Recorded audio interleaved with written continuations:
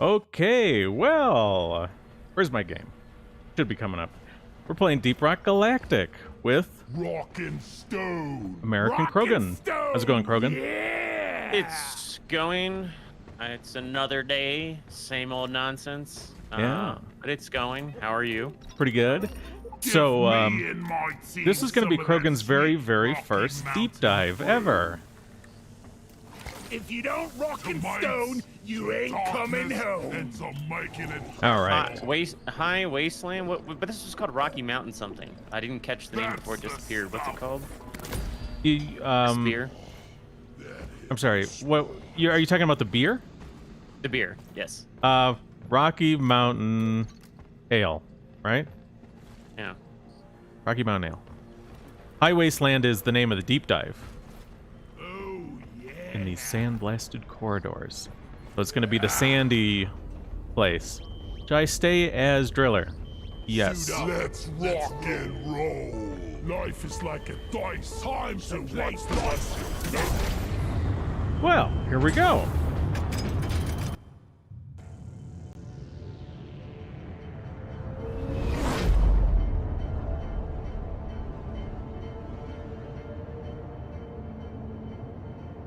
Hey, what day is it today? God, this year is flying by quick, man. It's the 29th. Yeah. Can you believe it's almost June? Damn. Crazy. Yeah. Supposedly, NVIDIA is... Oh, connection to server lost. Oh. Can you still hear me? Yeah, I can hear you. Okay.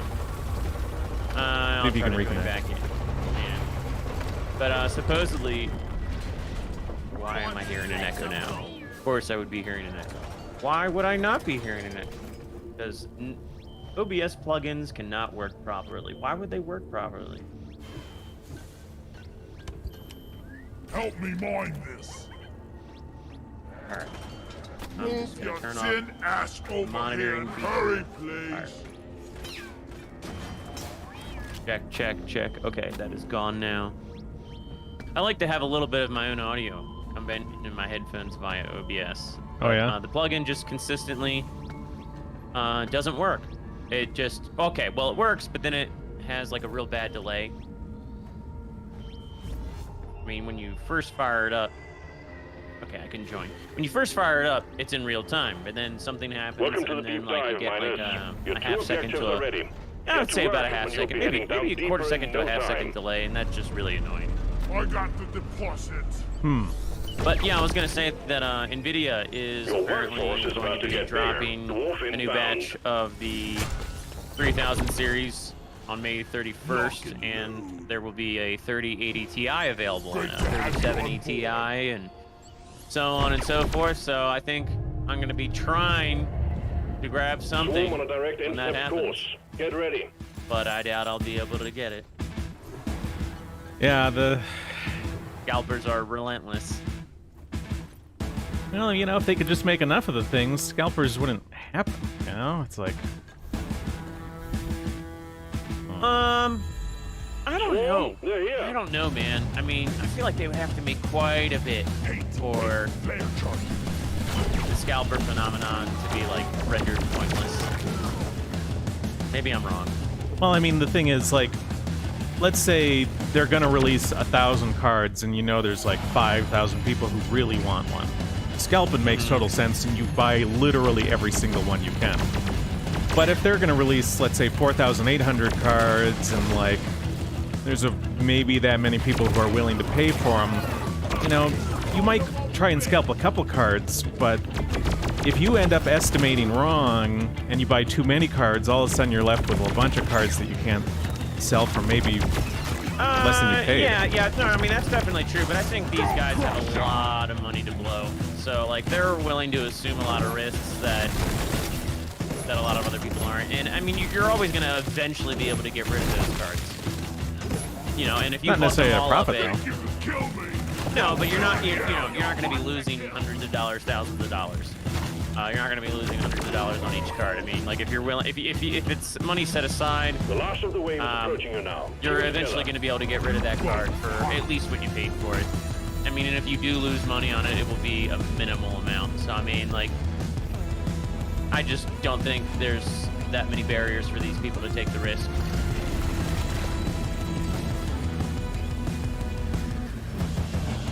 I mean, you know, like 1080 Ti's are still like ridiculously overpriced. I mean, cards from several generations back are still ridiculously overpriced. I mean, like, it's really bad. Like, yeah.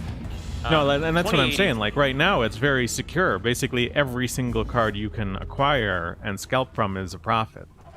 If we were in a different situation where, like, where you are were worried that... I don't see you now. Okay, how did you get there? Did you went in the wall and went down in there? Yeah, I dug in the wall by the egg. Okay, I see where it looped around. Yeah, and I can call Molly, too. If Molly comes to me, you can always call her. But you were saying? Oh. Come over here. Okay, we gotta get on this thing. See what we can do. Get on that. Woo! Alright. Well, all the shit's on the ground, but that's okay. Well, I mean, so... Ando says I thought it was a material shortage thing. Yeah, and that's what it is. That's why it's working, right? That's why the scalping is so good right now, right? Because right now, if you hold on. scalp It's a not bunch a real of... material shortage, though, because, I mean, like, I think... I'm not convinced that it is. Well, it's something like that. You know, the point is, NVIDIA's not making the cards, right? That's why it works.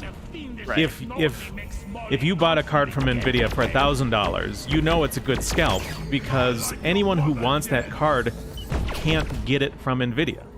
If NVIDIA was making so many cards that, you know, your scalp of $1,500 or something, you know, that wouldn't make sense if everyone thought, oh, well, why would I do that? I can just go buy it from NVIDIA just like you did. Right. Right. Yeah. Yeah, I understand the basic concept. I was talking to Ando. I think... Ah, okay, sorry. But, yeah, okay, where's this egg? There's one right there. In this.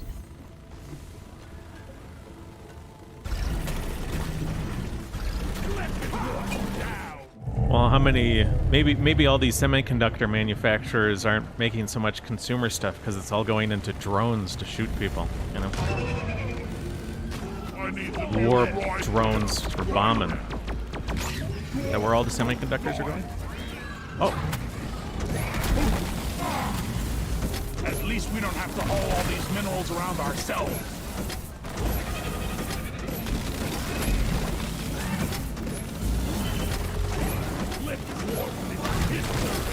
Well, Mr. G says, "Hi guys, I'm back from a trip on the Alps. I hope you guys are keeping fit." Wow, what did you do in the Alps? Which Alps? Which Alps are we talking about, by the way? Yeah. The Swiss Alps? Are these European Alps or some other Alps?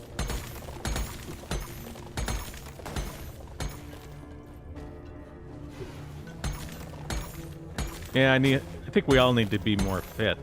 You know, me too, obviously. Well, not obviously to you. None of you know what I look like. But, Molly, over here. you know, we could all use to be more fit in the modern day.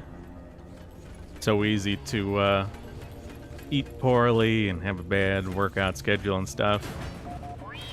You know, I actually had... I have a long script that I never did a video on about nutrition because people told me that they weren't interested in videos on that.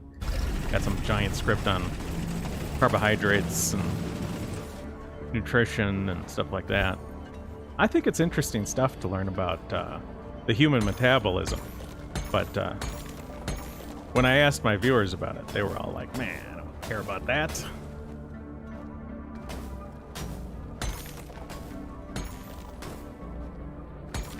Well, maybe you could acquire a whole new set of viewers by making that type of content. Yeah, the question is, would I do it on the main channel or would I have a different channel? You know? Yeah. I don't know. Ready to blow. I could have... What would it be? Metabolic embargo? That could be a channel. How we doing on Nitra? Where are the other? Where's the last egg here? Okay. We'll call us resupply here-ish. Stand back. Supply pod inbound.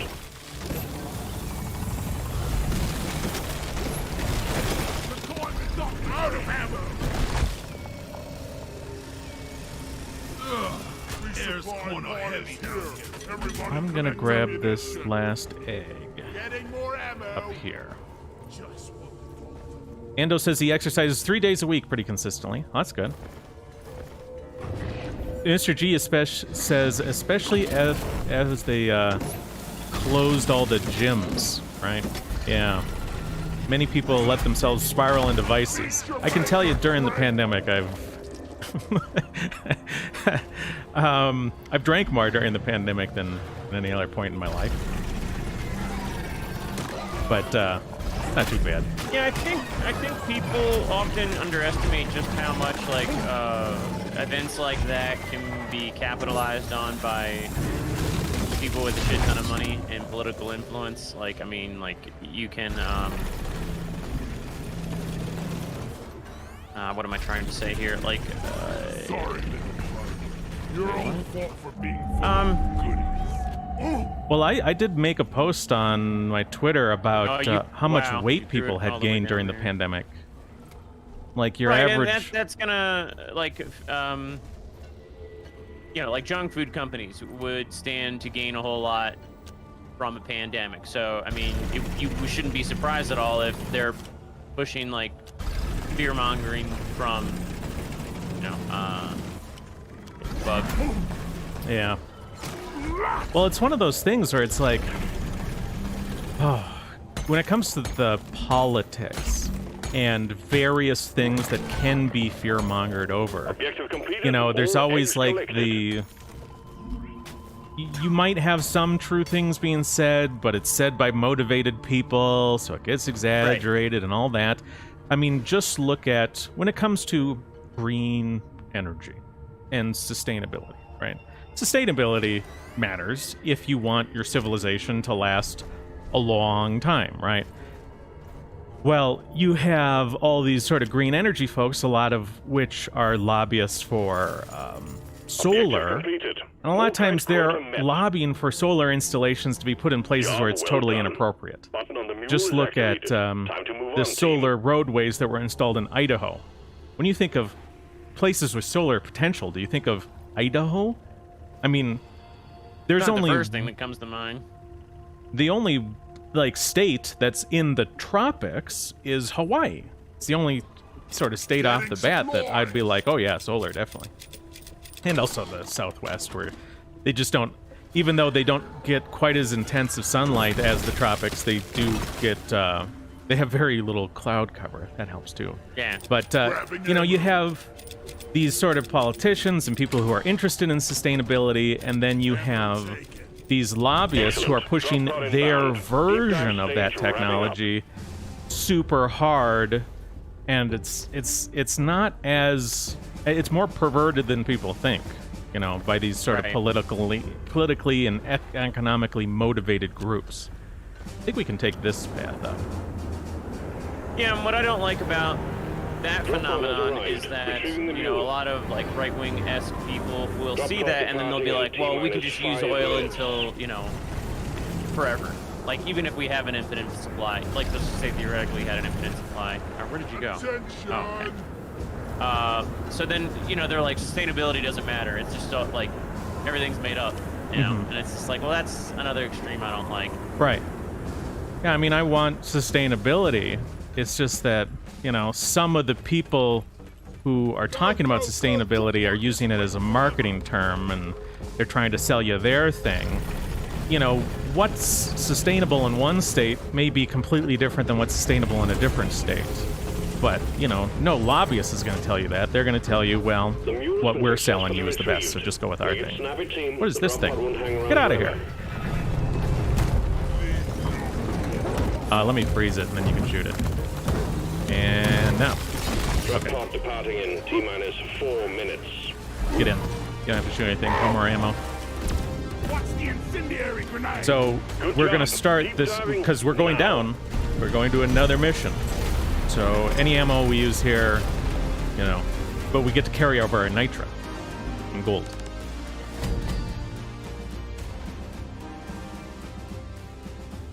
But yeah, it is surprising how much weight Americans gained during the pandemic. For a lot of different generations, they looked at millennials, Gen Z, Gen X.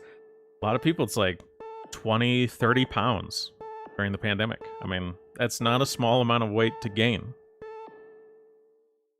No, not at all. No. That's quite a lot, and that's going to feed into like a whole bunch of phenomena that various industries have a vested interest in. Yeah. It also puts, you know, probably, I mean, it might in the long run. I mean, I think you can make an argument that it per capita puts more strain on the medical system. Oh yeah. Well, and you know, so this pandemic is COVID-19. People are getting weight during the pandemic. One of the major sort of comorbidities for COVID-19 is obesity.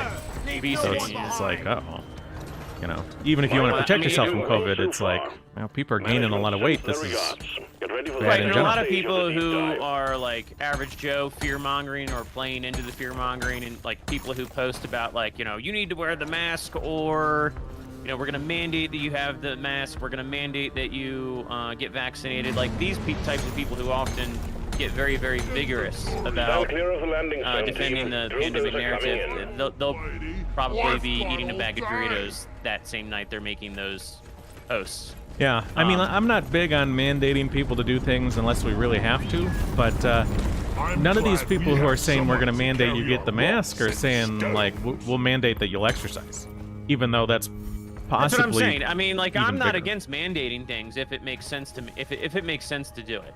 Like, if you show me the data, and, you know, if you show me data sets that are convincing, then, you know, I will say, yeah. You can dig around the gold in this biome, and then it'll fall away, because the sand only takes one hit. But, yeah. Wally is on the way. Now, I'm not saying we should all do a government-mandated exercise, but in terms of what makes sense from a health perspective, I mean, it's probably kind of high up there in terms of it would be good for people to do, and they don't want to do it. Right, but what's funny about that, again, is that the same people who would mandate that you get vaccinated, if you mandated, like, physical exercise, they would start talking about libertarian talking points and freedom and all these other things. So it's like people are very particular in terms of what kind of authoritarianism they want to see. And, Yeah. you know, a lot of these people who are, like, very authoritarian, you know, on social media, who talk about like the mask will be mandated, the vaccines will be mandated, and you're a piece of shit if you disagree with me. I mean, these people,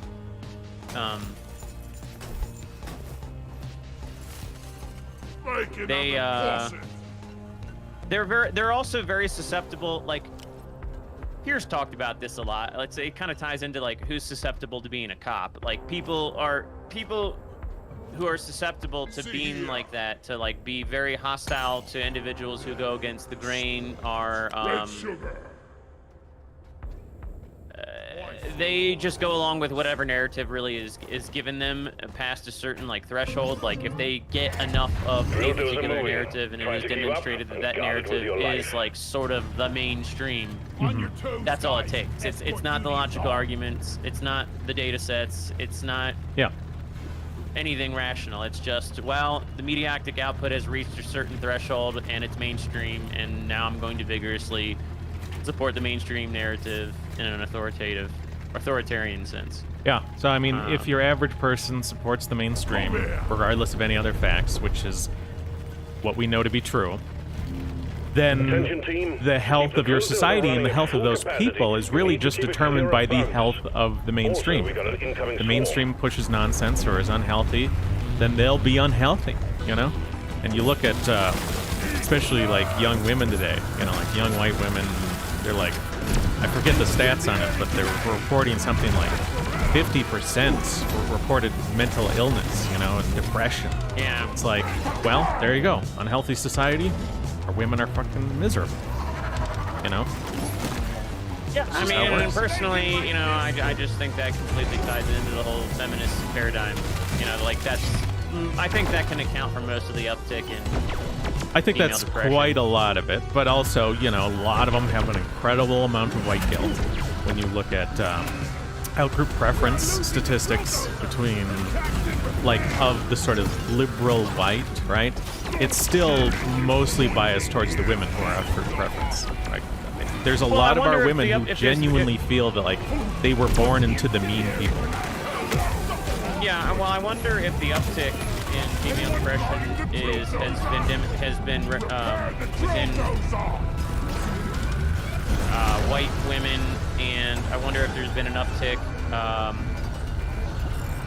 you know, in the last 2 years since the white woman has kind of like lost her little pedestal. Because for a while, like within the woke community, you know, white women were kind of included Yeah. in the woke train, and I just wonder if that as that position has eroded, I wonder if white female depression has gone up.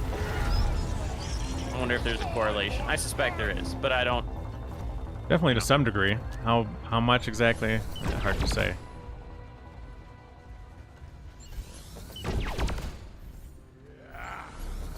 The drill dozer is out of fuel. You need to refill the fuel canisters mounted on its back. Use the canisters to extract any nearby oil shale. So, And we'll Michael have the drill dozer says, operational nutrition is again in no interesting. time. I know you guys don't support veganism. No, I don't. I mean, I think it is theoretically possible to be vegan and somewhat healthy, but as a general It is, rule... but I mean, most of the stuff I think people buy to be vegan is crap. Like, I actually think we're gonna I make think it. that it's something that's extremely difficult to do, and well, I should be mining the oil shales. I don't know why I'm doing that. But, Yeah, I generally don't support veganism. yeah. Well, I mean, Big animal they foods are. in general, it depends on what you're buying, but most of them are just fairly highly nutritionally dense. Like, if you're like, I don't know what is nutritious, what do I eat? You know, eggs. Like, if you eat eggs, even if you were to be a vegetarian who ate eggs, eating eggs would cover a lot of your nutritional Yeah. needs. Like, if you goofed up a lot of the rest of your diet, but you were eating eggs would, like, help save you nutritionally. What is this Yeah. Griffin Warden doing? Yeah, they certainly would. History. And that's what's so bizarre about today. Like, you know, there are a lot of like foods that are like really good for you, and so it's always interesting to see like the really fat obese woman who writes the health article about how you should never eat eggs, and then you know you go and you see some bodybuilder who's like eat Seriously need 12 to eggs a day invest in something or better something. than No, I don't think you should eat 12 eggs a day if you're also eating a whole bunch of other stuff. But What's the other but, stuff mean? well, eggs are high in cholesterol. Like if you're consuming a lot of carbohydrates and whatnot, I don't know if you should be eating. Like if you're on The a drill dozer is under attack. more of a keto diet, yeah, I mean you could eat a ton of eggs and it's great. But you know if you're eating a whole lot of carbohydrates in conjunction with all those eggs, it might not be a good idea. Well, I don't know if you should be eating a lot of carbs just in general. Right, but that's what I'm saying. I mean, like, I think sometimes people like worry about like certain foods get vilified when they shouldn't. I mean, any kind of associated health problems that occur as a result of eating them is usually the result of some other food you're eating in conjunction with that. Yeah. Like, you know, like fat. Like, fat's awesome for you. Like, it's great. You should be eating a lot of fat. But, you know, if you eat a whole bunch of sugar with fat, it's very bad. Yeah, I mean, there are sort of those types of effects. So, for instance, I know for example, if you look at the insulin response to protein, that's fairly moderate, but the insulin response to protein while you eat a lot of carbs at the same time actually increases. Michael's K says he's seen pregnant women on Twitter say that they feel guilty for the fact that they're about to give birth to a white child. See, that's not good. That's terrifying. I mean, that's terrifying. No pregnant woman should feel that, regardless, you know, like, she's having a black kid, she shouldn't, like, be angry or sad about having a black kid. You know, anything like that. It's all bad.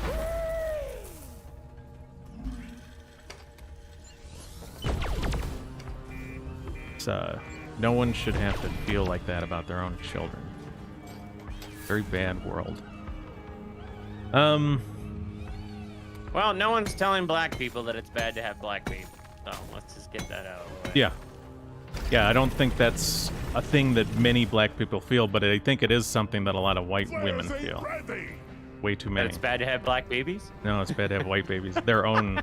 Like, it's bad to have your own. Yeah. I know they do. It's terrible. I mean, to me, that falls under the purview of, like, crimes against humanity. Yet, I mean, you bring that up to people, and they're just like, you're just being hyperbolic, and it's like, no, I'm not. Like, that's disgusting to have people think that. Mm-hmm. Right. We're about to lose the drill dozer, aren't we?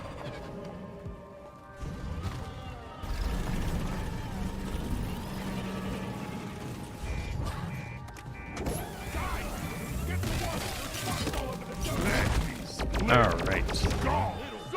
Well, almost done here. We'll call it resupply here. Yeah, I need just a tiny bit of oil shale. Come and up with it's like me. everyone I go to, it's just not quite enough. There's a buttload up here. Resupply arrived. Go restock. You walked past a bunch too. All right. But Gotta get it plugged back in. oh, hello, you. Here, have a bullet in the face. Slot says women don't know how to handle having no white guilt without believing they have to be the stereotype in the anti-white narrative. Right. I'd say that's true for a lot of people, but especially our women have really been pressured into thinking, okay, if I don't hate myself, then I'm I'm one of those real bad people, right? Well, I mean, okay, like the other thing that's really been foisted upon white women are all these like emotional manipulative narratives, such that like, well, if you believe in the white well-being, then you want to keep mestizo babies in cages. Like so it's like the idea of having a nation for them, closed borders. Well, if you close your borders, you're putting these people in cages, and like I just think per capita women like statistically just can't handle that. Like if that narrative gets put out there, it does what it does. A lot of men can like sift through that and deal with that, but I don't think women on average can. So fill up on ammo. Again, Well, I mean, even just think about where is there it is. So it's extremely important again, like who controls the media, who decides what kind of narrative is going to be mainstream, and oh, grab the other one too. You probably have, because we're not going to come back here. But well, you also just think about like the stuff they made us read in school. How many kids read To Kill a Mockingbird, and like the narrative of that story is like, what, some white woman accusing a black man of rape that he didn't do? It's like how many, like that kind of stuff happens, and that sort of idea that's put in their head really affects them.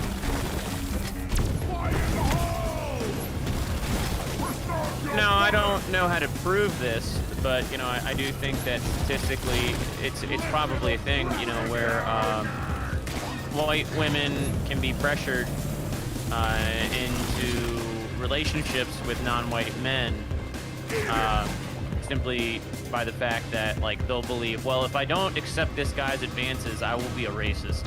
Yeah.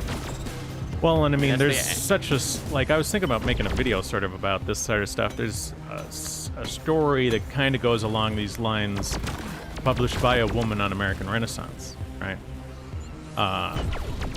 And there's other stories like that too, where you know someone goes to the police, but you know her family gets branded as racists for coming forward with some rape accusation Right. against the black family. Well, I mean, in town. you know, just real quick, I am talking like specifically about like, you know, some guy is putting the moves on some white chick, and like she kind of, you know, gives him the signal no, and then he's just like, "What are you, racist?" And then like then the tables turn. Like Yeah. he can just literally say that, and then the tables will literally turn for him, and it's Yeah. just like that's just disgusting. Well, because that's such a, like, if you were to be successfully branded as a racist, right, you can have your life destroyed, right? A white person who can be branded as a racist can lose everything. You know, lose their job, lose their scholarship, get expelled from school. I mean, there's nothing that can't be taken away from you. And, you know, when people know they have access to, like, launching a social nuke at you, some people will do it, and it won't matter if it's true. When you're ready. Right, right. I mean, some people talk about the blood libels all the time, and it's just like, well, you know, the term racism is an anti-white blood libel, basically.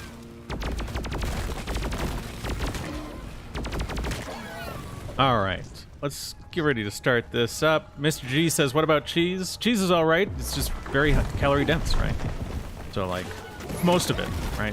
Fresh cheese, like cottage cheese, is a lot less calorie dense. Soft, well, like, if a cheese is not fresh, if you're comparing two aged cheeses, right? The softer it is, generally, the higher the fat content. And the only problem with that is that you can just have a lot more calories than you were expecting sometimes, and all of a sudden you're like eating a lot more than you thought. Yeah. Let's see, what else is chat saying before we start this? Blah, blah, blah. I know someone... Spencer says he knows someone who's vegan. They're really underweight. They're under 100 pounds. Jeez. Wow. Yeah. There are quite a few people who turn to veganism as a way to sort of, like, satisfy their eating disorder, right? And they'll generally eat, like, really calorie-sparse foods, like lots of cucumber and stuff.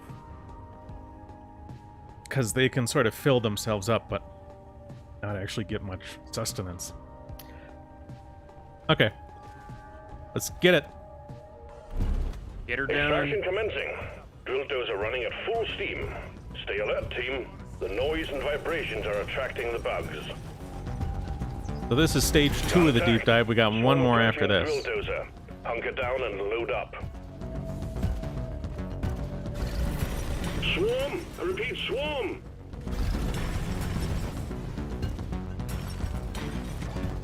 All right.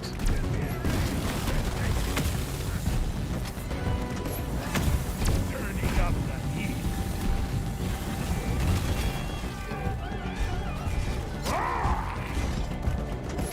All right. Well, we got it. No problem here. Good as new, Doretta. Mr. G says, why are a lot of women in the United States, and he's kind of wondering why, think that if you have any sort of positive things to say about, like, white people, then you're automatically against everyone else. You know, why do they think Yeah, that? Well, that's it because was that's like, what the media says, right? The armor and his strong Henrik rocks at from Red Doretta. Ice was going over a Mark Lamont interview with that. I don't remember the guy's name, but he is kind of a civnet to some extent, but he's like real good on like bashing critical race theory on social media. And Mark Lamont had him on and was basically asking him over and over again, what's one good thing you could say about being white?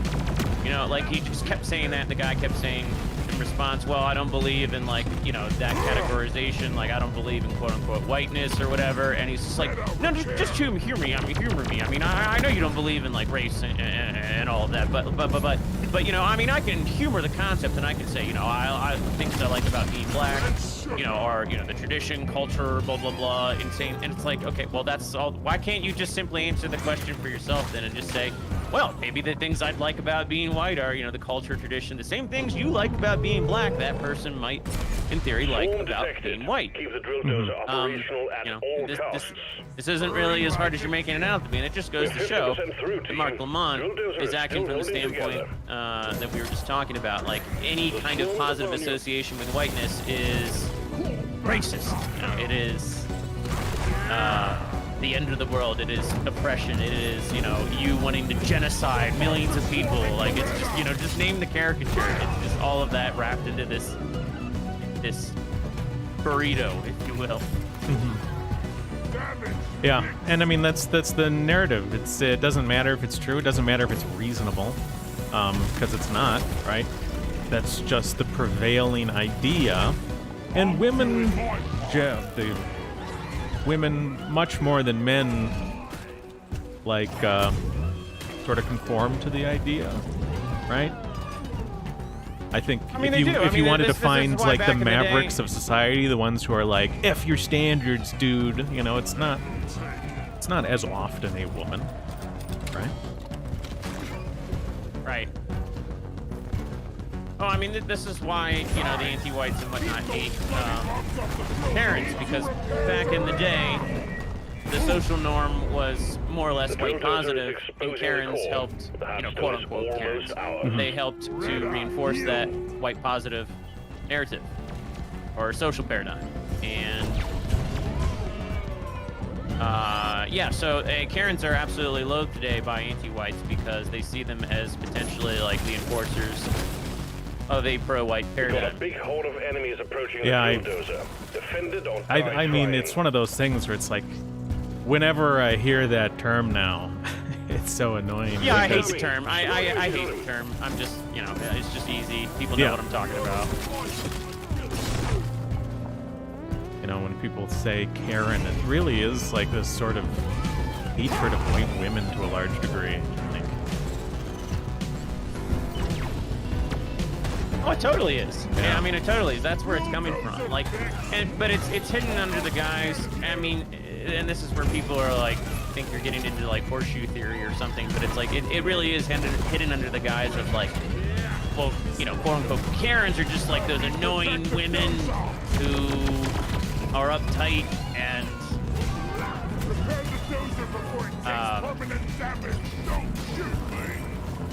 oh boy. Just stop shooting now. It's okay. The drill dozer won't take any real damage. We can save ammo. Once the Hearthstone finishes, all this stuff will die anyway.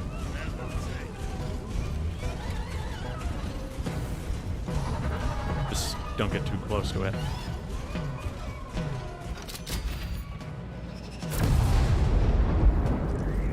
All right. The drill dozer served its purpose. Boom. The Hearthstone is ours. Deposit it and wrap up the mission. And to the drop. Hearthstone secured. Objective completed. So here I press C, I call the Molly. Completed. So the way it works is Molly won't actually start moving until the drop pod lands, but I want Molly to work towards the drop pod now, so I gotta call her forward.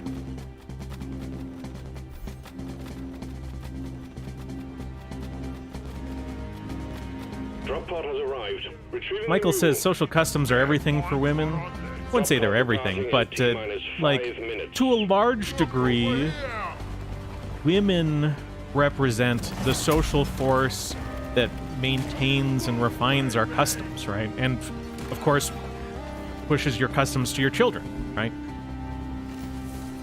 You look back through historical Europe, I mean, like, what are the historical European customs? Well, a lot of that's fairly heavily influenced by our women, you know? A lot of it was, you know, it's only got passed down because of the women, right? wouldn't say it's everything to them, but to a large degree, they're the keepers of it, to some degree, you know. I hope that makes sense. Yeah. I mean, I'm not seeing anything because it's well put. I don't think much needs to be added to it. T-minus 4 All right, minutes. I'm not shooting anymore. Getting in. First! The mule All right. One more time down. So the way this works, I think with the regular deep dives, the first dive is like hazard 2.5, roughly. The second dive is hazard 3, and the third dive is hazard 3.5, so it gets harder. With the elite deep dives, it goes 4.5, 5, 5.5. So even harder than hazard 5 for the elite deep dive. Okay, liquid morkite. So we gotta do the thing.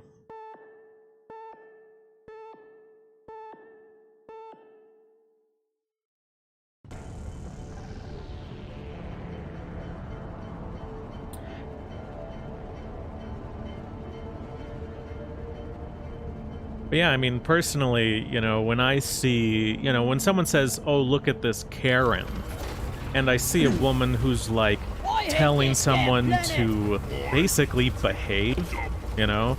Like, when the Karen is telling people to, like, do their job or to do stop doing a thing that's, like, endangering the community, you know? Hey, there are kids around here, and they're like, oh, look at this Karen. It's like... You know, I can't help but like her. You know, it's like, oh, well, this is one of my women who's just being a good woman, and they just hate her for it, right?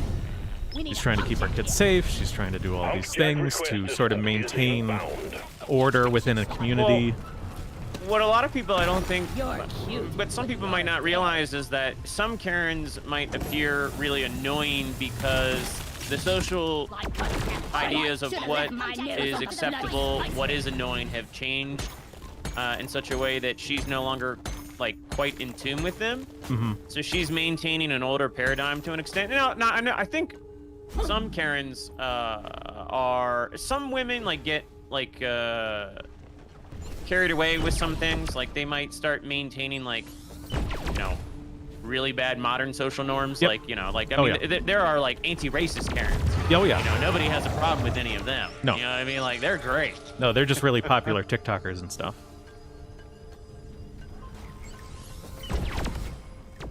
Yeah, it's sad when I see that. But when I see some, you know, when some, let's say, young guys or young people are like goofing off and, you know, doing donuts in a residential neighborhood and some Karen comes to yell at them, I'm like, right on, you know?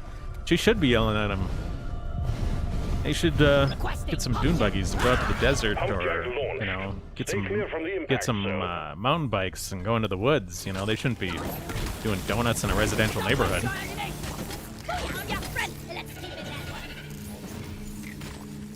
But I mean, so much of it is just like, you know, there's a special hostility for white women when they speak up, you know? Sometimes. Like, if they're not towing the sort of quote-unquote anti-racist, right? If there's a white woman who's not towing the anti-white line, who's not getting along with all the modern whatevers, then she has the audacity to speak up, they're really pissed, you know? Like, you're supposed to be enforcing our stuff, not healthy. Not healthy stuff. Okay, I'm gonna just You're start. supposed to be ushering in the demise of your entire people. Yeah. You're like, why aren't you doing that? You are a bad person.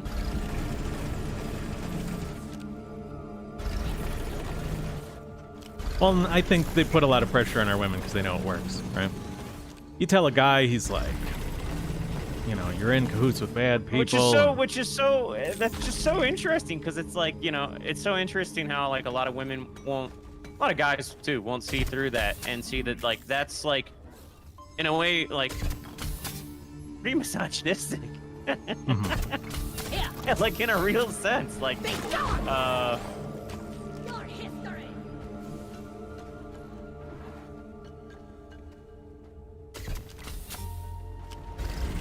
Well, it's was I gonna say? Oh, well, yeah, I noticed actually years ago, every once in a while, like the Young Turks, you'd have these sort of leftist outlets. They would do these stories about alt-right women, right? And they would always couch it like, here are the women who, who help the alt-right, even though the alt-right hates them or something. And it was always like the super transparent thing where it was like signaling to women that they are hated by this group, even when it wasn't necessarily true. It's like, you know, they'd look at Lana or, you know, whoever, right? They'd say like, these people who say anything nice about whites or Western civilization, they really hate women. These women are just too stupid to understand how hated they are, right? And it was like very artificial. You'd see like a Twitter post or something posted over and over and over in these articles, sort of justify the notion that they're just hated by this sort of alt-right or whatever. It was like, you know, at the end of the day, they really want to keep women out of any sort of alternative movement. Because, well, I mean, I think it's fairly obvious, but, you know, when they see the Asatru Folk Assembly pictures, and it's like people who like being white, and it's a lot of white men and white women having a white family, they're furious, right? They absolutely hate it. One down, more to go. I have experienced worse.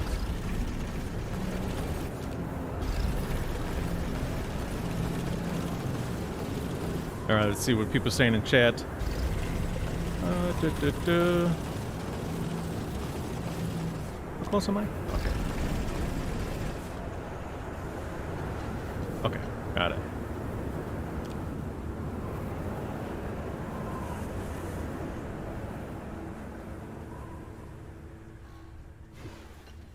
Yeah, I don't know what you're saying there, Slots. Nero wants to know if we got kids. I don't have kids. I don't talk about Bloody any of that solid. stuff. And here I just polish my boots. It's not information I want to reveal. Nero, are you coming on to us? Spencer says he really likes Lana. Yeah, Lana's great, you know? And, like, she seems like a genuine person, says what she believes what she says, cares about people, cares about our people, which, you know, not a lot of people are doing right now. So, that's a win. Yeah, and she does seem very intelligent, too. Just well-spoken. Okay. Morkite, huh? I see.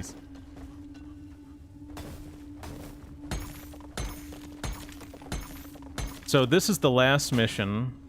We got a lot of nitro, over 400, so we can call down a bunch of resupplies around the thing if you want. All we got to do is live through this. We don't have to be very efficient about grabbing resupplies. Hang in there. Supplies are on the way. Zipline done. Another day at So the either grab Morkite or finish the pipes. Grabbing Morkite here. And I think I'm about to grab the rest of the Morkite right now. Yeah. Okay. I'll turn it in and we can work on the pipes. We've got all the Morkite needed. Excellent mining team.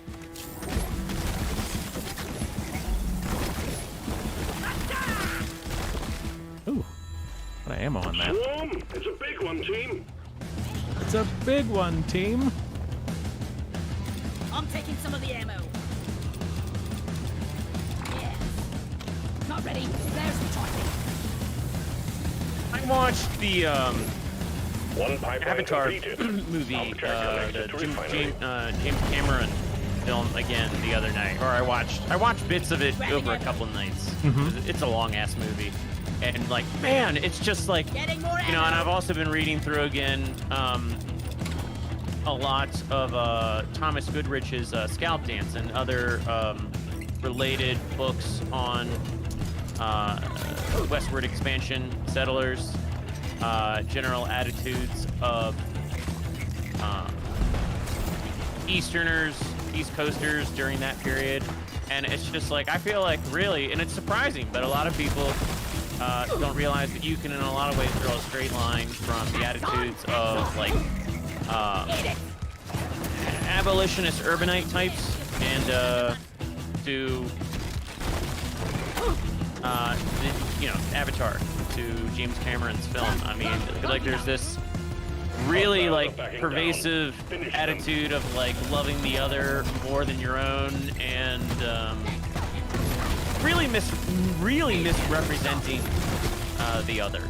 Yeah. Like, you know, like there's this, you know, which okay, there's this real romanticized notion of the Native American, and it's just like, you know, there are some really admirable things about the Native. Yeah, the noble savage. There's some really admirable things about their cultures and whatnot, but like, you know, no one ever talks about like Dances with Wolves is such a bad movie, really, in retrospect, because it's just so misleading. And if you go and you watch it, like if you watch like the director's cut, I can even get to. God, I hate these little bugs. Yeah, swarmers. I need to get to a resupply. Yeah, right there. There's a resupply. But yeah, if you go and you watch like some of the deleted scenes, you know, there are deleted scenes of like Kevin Costner's character. What's his name? Dunbar. Dunbar goes into the Sioux camp and he sees like all these white scalps, because the Sioux camp that he's like interacting with has just gone out on a raid and they've scalped a bunch of settlers. And you see like this long flowing blonde hair from one of these scalps, and then, like he gets real depressed about it, and it's like, of course they cut that out of the film. Why wouldn't they cut that out of the film? Objective completed. All pipelines are set up and ready. But you know, the Na'vi in Avatar are like, they're really the Sioux and Dances with Wolves on crack. Like, there's absolutely no blemish on their identity whatsoever. I mean, like they are the apotheosis of goodness, and all the humans. It's not even like white people. Like all of humanity is bad in that movie. Like, look at how bad humans are, and it's just like, I mean, this ties into like my whole Mass Effect video, and how we got another swarm. The compulsion to be undiscriminating is indeed a progressive disease. It doesn't stop at any point, because, you know, in like Avatar, it's like Avatar in a lot of ways is like worse than Mass Effect. It's worse than well, I don't think it's worse than Mass Effect, because Mass Effect gets to like Pump sequence at 25%. They start demonizing organic life in comparison to synthetic life, and then beyond that, like, you know, so like they make several leaps and bounds above just demonizing a race. They demonize humanity, then they demonize organic life, and then that's not enough. So I mean, Mass Effect really is like insane. Yeah. But yeah, Avatar, just really taken back by like how bad and how like how demonstrative it is of like this noble savage concept. Yeah, it's. I mean, again, people should go and read. People should go and read Thomas Goodrich's Scalp Dance. Like, there's a lot of stuff in there that I think people would be absolutely shocked to find, in terms of like both in terms of like what Native Americans did, and in terms of how people on the East Coast and how urbanites and abolitionists and other people responded to that being those massacres of settlers. You know, people at the time continually painted like these very erroneous, picturesque. I cannot talk and play this game. I mean, like. We're all good here. We're winning. We're winning. We're done in no time. Now, if we were on a leap I deep guess what dive, we'd be losing. I was gonna say that I guess what people probably should really consider is that the craziness that you see in a film, like, God, these bugs are driving me nuts. It's all good. We got it. You can, and because we have rich atmosphere, you can always outrun the bugs very easily. because these bugs are just like, you know, Malfunction start along making the a point. It's like, pipeline. it's time to Engine swarm crew, Krogan. to work. He's talking. Let's swarm him now. Die, monsters! Well, you can always run. You can always just run. Because you outrun them by a lot on these lower difficulties, and we got rich atmosphere. Well, when I play with you, I can't. Like, for some reason, like, there's lag, and I don't outrun them usually. I mean, you see how fast you run right now. Rich atmosphere. I mean, you should be able to outrun everything. Ah, okay, trivially. so the atmosphere here is different. Yeah. This And when you look at Okay, the upper so left, it let's- says rich There are more atmosphere. outstanding issues. And see, like, the lag is such that, like, I tried to, like, get on top of the pipe, and it, like, won't let me. Pipe repair. But what I was trying to get at is that you can look at films like Avatar and see how anti-white, Die like your mother dead. how kind of like urbanite and Grabbing ammo. again, I just want to talk in these bugs. Well, one of the things that's interesting to me is that you Pipeline have repaired, like but all the pipelines are still malfunctioning. what is his name? Tacitus, from Rome, writing about Germania, and a lot of writers will say like, or you know, historians, they'll be like, well, you know, a lot of times when you have this kind of thing, you know, it's not actually all accurate. Sometimes you're using it as a foil, right, for your own people. You're saying like, you're up talking some out group to try and serve as an example for your in group, right? A thing. So they'll be like, well, Tacitus's depiction of Germania can't fully be trusted. But then they'll see some glowing, you know, review of the Native Americans, and they won't say the same thing. They won't be like, well, this is just some white person trying to use them as a foil for his in-group, right? They'll be like, wow, those Native Americans really were great. Well, I think we talked about this last time. Like a lot of like Chinese Americans will, they will take quotes from Charles Crocker and others that like praise Chinese workers as being superior to whites, and like they'll highlight all that, but then at the same time they'll be like, well, Charles Crocker underpaid them and he's a bad man, so they pick and choose what facets of a particular individual's narrative they want to highlight as positive or highlight as negative. And what they fail to realize is that Charles Crocker drummed them up to the Senate panel that was drilling him. He drummed up like how great the Chinese workers were in large part because they were asking, well, why aren't you hiring natives? Like, why aren't you hiring local native-born white people? He had to defend And what he did against, he had to, you know, he had to defend against his countrymen, you know. So he right, had to and say so, that. So he drummed them because if you go and you read his letters to the shareholders and other people, like he talked about how it was very hard to retain Chinese workers in various letters. Like, you know, the work was really hard, so a lot of people didn't want to do it. And so, you know, there's evidence in his letters that he had just as much difficulty retaining Chinese laborers as he did whites. So, you know, but these bugs. Just run. Where are you now? I'm over by the drop pod. Departing in T-minus 3 I'm minutes. trying to get on this pipe and I can't. Guys, are you blind? Look over here. We're about to complete your very first deep dive, Krogan. Well, I might end up dying because I don't know where our Just use your shield and run. There you go. Could the rest of you please hurry? Retrieving escape. Well, Okay. here's your But first what deep I was going dive, to say Krogan. real quick before I lose my thought, if you go back and you look at how newspapers and various East Coast people and urbanites and abolitionists and Mennonites and like all these different groups who were a little bit more, you know, humanitarian driven at the time, and you look at how they responded to reports of the U.S. Army and whatnot, like there would be reports of a whole group of settlers being massacred by natives, and then the U.S. Army would go out and they would do something, and a couple of women and children would get caught in the crossfire, and you never hear about like how, well, actually a lot of the time the squaws were fighting alongside the men. You know, you don't hear about that.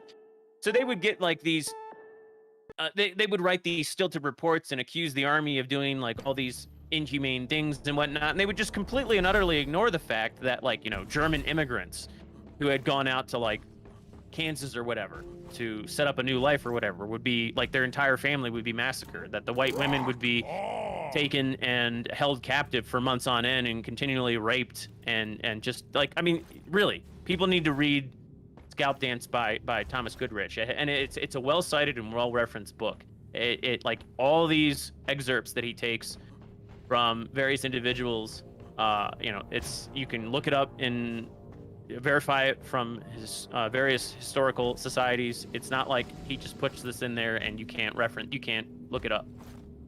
You can verify it all. But yeah, anyway, in a lot of ways, we had, you know, for lack of a better term, we had libtards back in the 1840s, 50s, and 60s that were just as bad as the libtards we have today. Mm-hmm. They just didn't. They hadn't imparted millions of allies who will vote with them. Right. And this is why Jared Taylor kind of, in a lot of ways, will like kind of not focus on the one question a whole lot because I think he's more interested in historically what has enticed us or driven us to create like these noble savage narratives and whatnot, and be far more sympathetic toward outgroups than our own in-group, because that's a phenomenon that has been there for a very, very long time. Right. It's just that the media, since the end of World War II, has really exploited that facet of our personality to, like, you know, by orders of magnitude. So it's not that that's not an innate facet of our being. I mean, this is where you get like a lot of like white nationalist types waving the flag of Palestine. That's where this comes from to a large extent. It's sympathizing more with an outgroup than it is your own in-group. Yeah.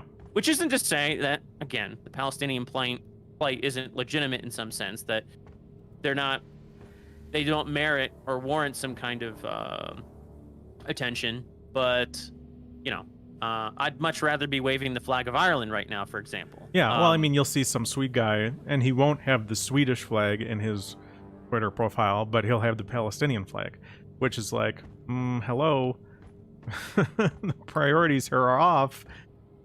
Well, I mean, a lot of people, like, I've seen a lot of content creators talk about how, you know, Germany supported Palestine and various Muslim groups. They invaded North Africa and it's like, okay, well, a lot of these Muslim and Muslim and Arab groups supported the National Socialists because the National Socialists were able to get other white people out of their territory that they had claimed. Mm-hmm.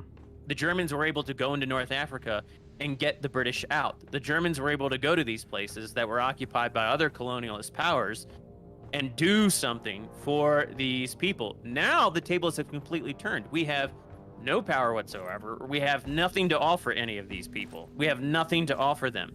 And the Turks and the Maghreb and all these other people, they have a foothold in France and Germany and all these other places. And again, I just can't stress this enough. The reason why these groups, you know, humored National Socialist talking points and whatnot is because the National Socialists at the time had power. They had something to give these people. We have nothing. Yeah. Like, we have nothing.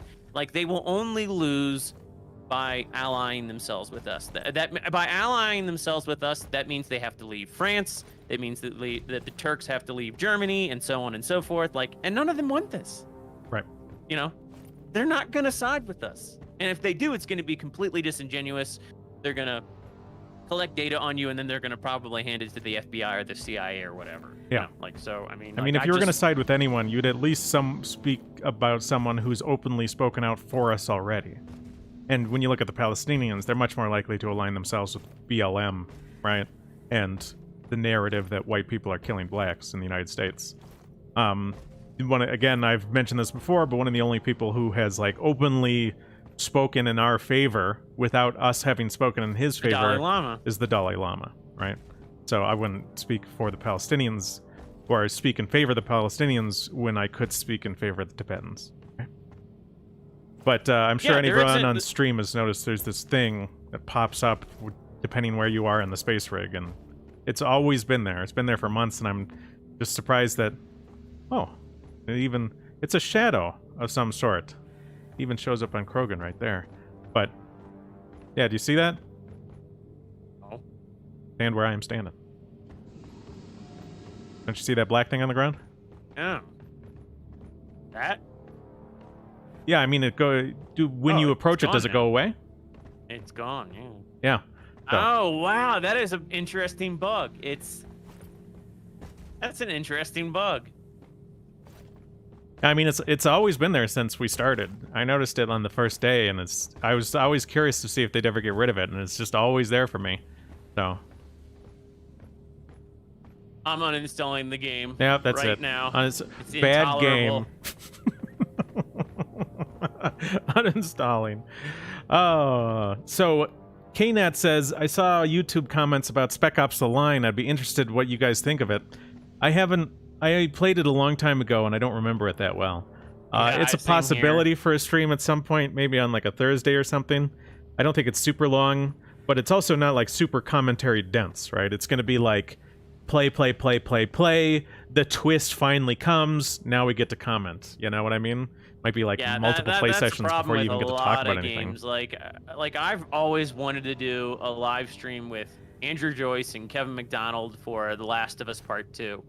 Problem is that like it's only a 13-hour game, but it's only a 13-hour game. You know, like in terms of actual most games that's not very long, but like God, to do a stream, I mean like I don't even know if I would want to do it if McDonald and Joyce would want to do it. Like it would just like be really boring most of the time, and then there would be like a couple points to make. So I mean you're almost always better off like curating a whole bunch of material that you think is like dense and then reviewing that with them, like what I did with I think I did that with a couple of games. I think I did that with Assassin's Creed, but yeah, because I would just love to get those guys' takes on some things because they just know far more about that material than I do. So yeah, but it's just just streaming a lot of games is just really boring. Like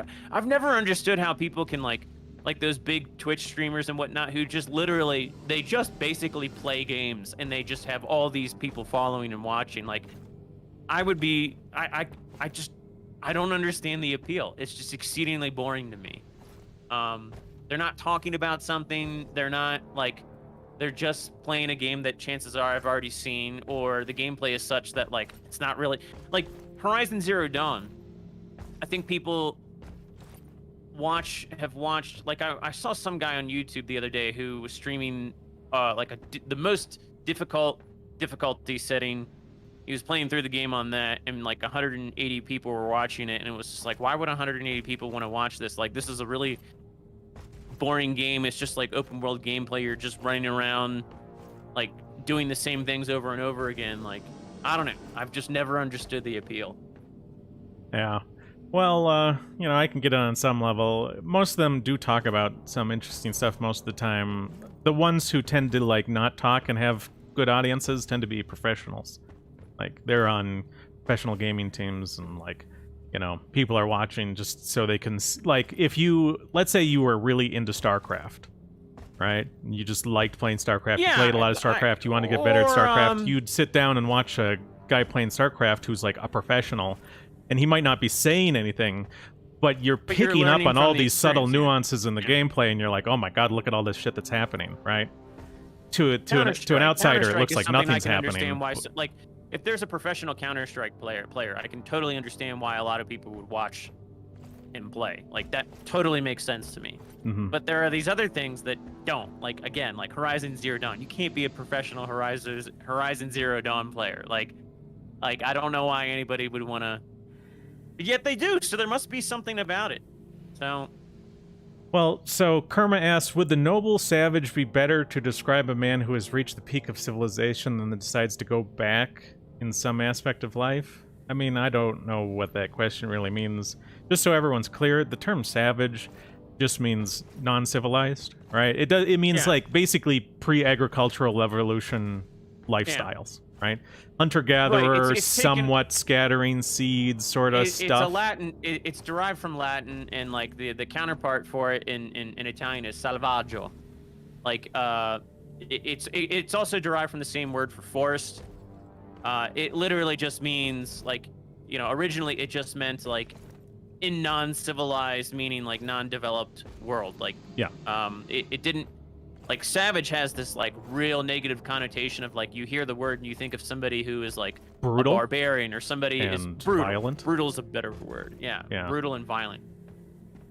But and there are plenty of non-civilized peoples who you know, if in theory there's nothing to stop you from being a savage. Like it doesn't follow that if you are a savage that you are also brutal and violent. Yeah, at this point the connotation is just inseparable. Yeah. So, I mean, the noble savage myths is basically people who live in agrarian or industrialized societies looking at people who are not living in those societies and mythologizing them, right? That's what the noble savage myth is. It's saying like, oh, those people are so much better than us. So now, to some degree, it's like what will do a civilized person is they'll project their aspirations, right? So like, a civilized person who lives in a concrete jungle, right? A modern city. And sort of has some resentment about that and frustration with that, will look at a group of people who lives in a much more sort of naturalistic setting and will mythologize their naturalistic setting and lifestyle to the point where, like, those people have like a connection with the environment that we just simply can't. Yeah, it was so bad. And it's it was not. So bad it represents in the their 1850s. desire to live like that, not so much It was an accurate representation. The people on the East Coast were like this to such a point that, like, okay, there are accounts of white female settlers being kidnapped and raped and all of this, and they recount all of this, all of their experiences afterwards, and they actually, there's one account I'm thinking of in particular where the woman says, Drop pod is clear. Warm up. I remember, Work, team. like, as these natives were doing X, Y, and Z to me, I was thinking about all the caricatures I had read in magazines about, you know, the noble such and such and the mysterious such and such. Like, she's talking about all these Native American characters or caricatures that she had read about, you know, from East Coast writers and whatnot, and she just talked about how, like, the reality set in and, like, all these caricatures just melted away as these people beat me and savagely, you know, abuse me or whatever. Like, Yeah. you know, I mean, so it's just like, I really should. The I have stories it about highlighted them being in the so book. in tune with nature that they wouldn't harm a fly just couldn't stand up as she was being pummeled. You know, and so, like, a lot of the, I mean, that's what's kind of sad. Like, you know, I remember Andrew Xurious talking about, when he was still on Twitter, the idea that it's not quote-unquote racists whom you hear about getting, you know, their head cut off in Morocco or Pakistan or whatever. Like, Right. nothing bad Come happens on, to the guys, racists because we're they're not leaving. naive. Drop sequence initiated. Fasten your And you can seatbelts. just see how this female settler, Guys, we're going you know, these settlers went out there, and to some extent, some of them were kind of naive about what was going to happen. Yeah. Well, it's like, oh God, I used multiple examples. There was that one Swedish politician, big pro-immigrant rights person. She went down to the Democratic Republic of the Congo, got beheaded. There was Pippa, who wanted to hitchhike from Italy to Israel in a wedding dress. The very first, well, she got into Turkey and then got raped and murdered. You also, if you remember those, what was it? It was, I think it was the Ferguson protests. There was an old white guy there in a shirt, and he had written on his, it was a white shirt, and he had written on it something like, "Cops, stop killing black men," right? "Cops, stop killing black men." He showed up, and some of his fellow protesters bashed him over the head, and, like, there was EMTs, paramedics, and cops there to help save his life, you know? It's like, Well, what about that one Good Samaritan account recently that Devin Stack was highlighting on his channel? Like, this, you know, Christian guy, white guy, pulled over to help a black couple with a flat tire. And long story short, I mean, he drove them to a junkyard, got them a tire, was driving them back, and then they just relentlessly started to beat him. And they were going to beat him to death. And the only reason he's alive is because the car veered off the road, and some other motorists saw what was going on. I think there were actually cops nearby. They were pulling over somebody else, and they just happened to see it. Like, this guy would be dead. yeah. This guy would definitively be dead had other people not seen this and done something. That being said, he's an old guy. The question is, will he even learn from this? Yeah, and will he if he does learn from it, he's going to pass it on to anybody. Yeah. You know, I'm kind of tired of like, you know, the blacks saying things like, you know, we have to have the conversation about the police with our children. And it's like, okay, well, we're not even allowed to have the conversation about, you know, we're not allowed to have a conversation with our kids about, you know what? Like, we're not. We're bad people. Yeah, I mean, yeah, rough. God, I hate fossils. I don't know if I'm gonna do the fossils. I'm not doing the fossils. Oh, hey. I wonder if it's edible. This looks weird. This looks weird. What the heck is this strange thing? Strange thing. It's a double helix of, like, this inexplicably dark black rock.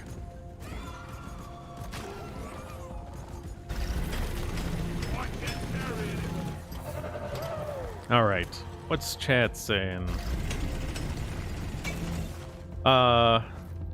Oilet says, great thing about streamers is there is a little bit of everything for all tastes.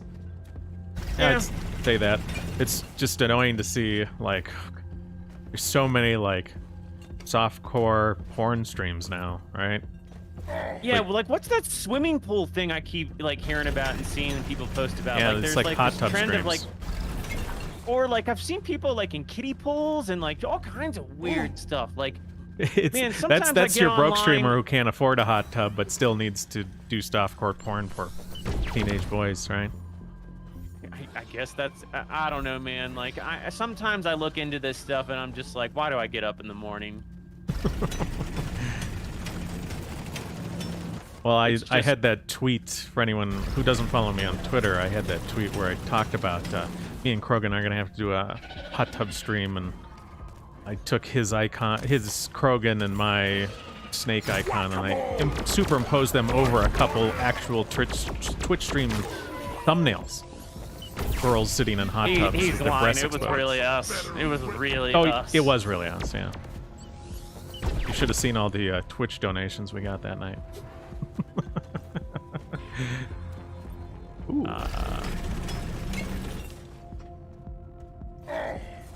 Feel free to just put shit in the mine head, because I'm going to be throwing a lot of this stuff down. We only need 7 of them. You know, I hope somebody has done this, and if nobody has done this, you know, well, I'm gonna be honest, I'm not gonna take up the flag and do this, but it would be very interesting if somebody cataloged all these female Twitch streamers, you know, exploiting the SIMPs, and it would be interesting to see, like, where they were at 15, 20, 30 years from now. There should be a longitudinal study of, like, what happens to these Twitch streamers who take advantage of, like, young boys. Yeah. Because I you know, if I bet money on it, I would bet that they would be all miserable. Well, yeah, I mean, I think it'll be interesting to see how it goes. You know, a lot of them might be able to... I mean, they'll probably be miserable, right? Because I don't think what they're doing is going to be very satisfying. But some of them still might manage to eke out a lot of sort of financial success and just be miserable at the same time. I don't doubt that. I Yeah. don't doubt that. But, you know, how many of them are going to have kids? Like, you know, how many of them are going to be, like, happy? You know, what is going to happen in a longitudinal sense? Yeah. Because, like, a lot of these trends are, like, you know, some of them date back a long, long time ago, and some of them are fairly new. And, yeah, you know, like, a lot of these Twitch trends are, like, really new, and, oh, man, there's all kinds of stuff around here now. I'm getting We'll just my stay on the mine ass head handed and to run me. around. You got the guns to help you out down there.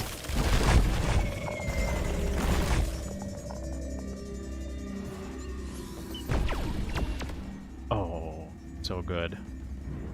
Did I hear a rockin' stone? Dreadlord says, Krogan and Embargo pool bikini stream win. Well, you already missed it, dude. If you donate 6,000 diamonds, we'll schedule another one.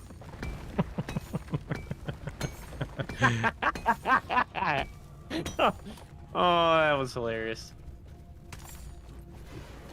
Okay, so I have 2 fossils. I only need 3 more. I am going for fossils, apparently.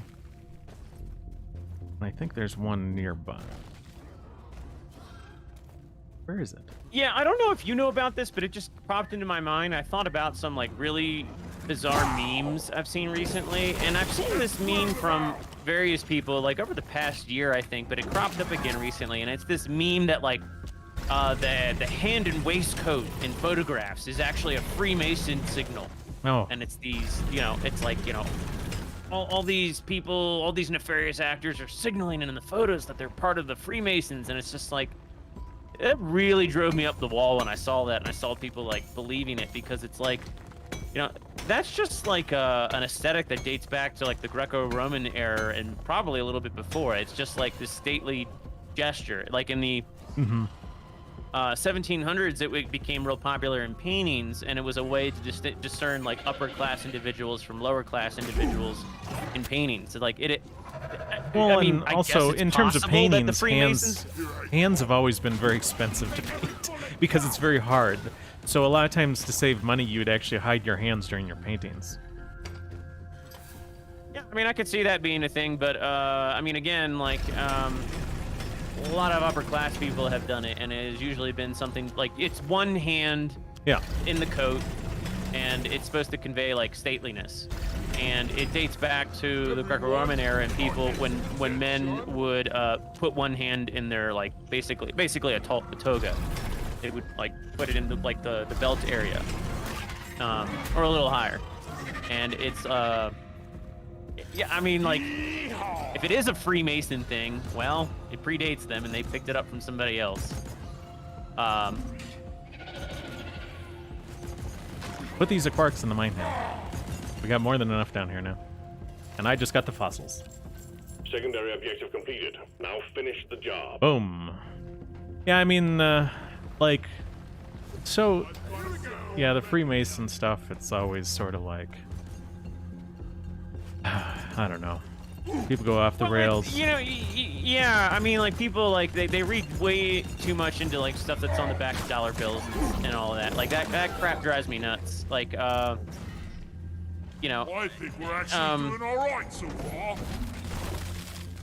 I shouldn't call out people's names, and I don't think I'm going Exemplary to. work. You've achieved your objective in record time. You know, but there have been people who have said things like, "Oh, the back of the dollar bill with the Supplies are on the way. pyramid, it's tied to Kabbalah or Kabbalah, and like, you know, the 13 layers on the pyramid signify, and it's like they signify the colonies. Like, you know, like 13 happens over and over again in all of this old colonialist or American symbolism, because, you know, it's supposed to represent the colonies.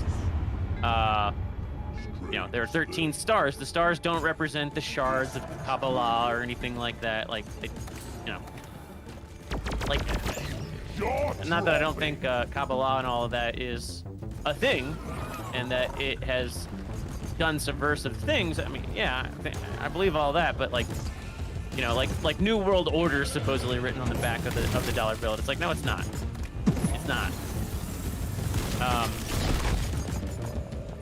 Novum Ordo Seclorum, and I think that's the term, and it actually refers to, like, it ties in, it's directly ties into the idea of, like, separation from England, you know, Great Britain. Like, we are now going to be the new generation, because it's not really New World Order, it's like New World, it's like It's about to go boom. not even New World. I have to go back and look at it, but it really doesn't mean what people think it means. Yeah. Well, I mean, it's... I'll pull it up in a second. Mr. G says, have you played action games like Dante's Inferno, God of War, or Devil May Cry? A little bit of those kind of games. I mean, I've played a lot of games over the years. In terms of God of War, I think I played a little bit of one game. Devil May Cry, I played a little bit of one game. Dante's Inferno? No. I played a little bit of that once. I don't know. I never really got into... More ammo. I mean, I guess you could say I'm not really like this super I'm big taking some of gamer. the Like, I don't know. Like there are some people that some people have played so many games and they're so familiar with like all this stuff. Like I don't know how they do it. Like they must be like doing nothing but playing games. I mean, there are just some people who are so knowledgeable and familiar with like every game of every genre, and it's like, what are you doing? Like, even if you're doing this 24 hours a day, I still don't understand how you're doing it. Drop pod has landed and is ready for takeoff. Somehow squeezing more time out of the 24-hour day cycle than the rest of us get.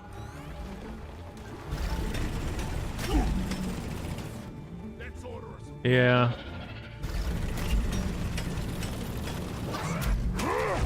Oh, hello, Praetorian.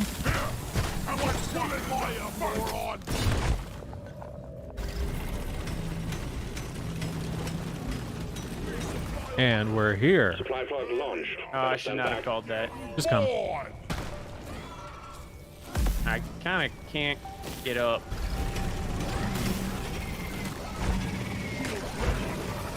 Time to restock. Hello, we're out. Good work. We're pulling you back in. Michael K says, those people think everything is a Freemason symbol. Reminds me of some of the QAnon people. Yeah, I mean, I feel like, so like, human pattern recognition is very good, but it clearly can sometimes lead us to erroneous conclusions. Maybe a little bit going into overdrive sometimes, you know? And it's just sort of like, you know, when you see American, It means, okay, hold on. Let me say it real quick. It means New Order of the Ages, and it's let's see, Christians, medieval Christians read Virgil's poem as a prophet. It's a throwback to Virgil's poem of prophecy. Medieval Christian. Okay, no. The word seclorum does not mean secular, but is the genitive possessive plural of the word saeculum, meaning in this context generation, century, or age.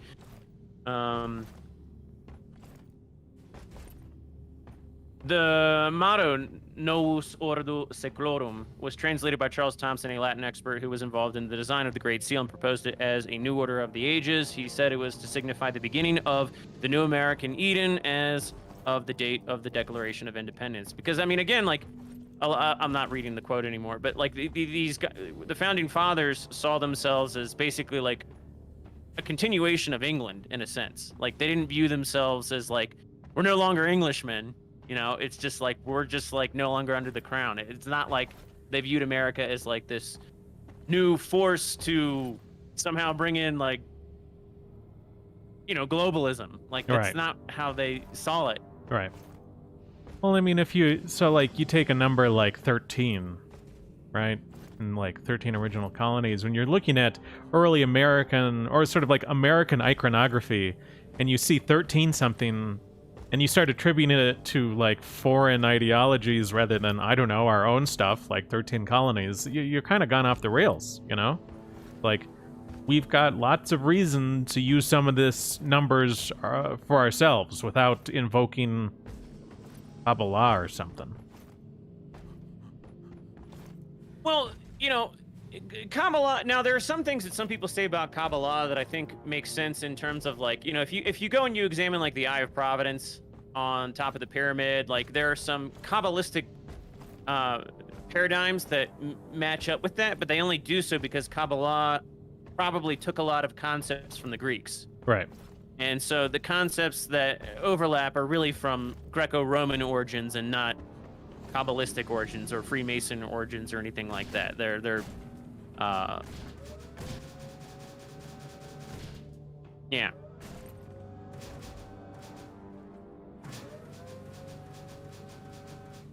Yeah, I mean, it's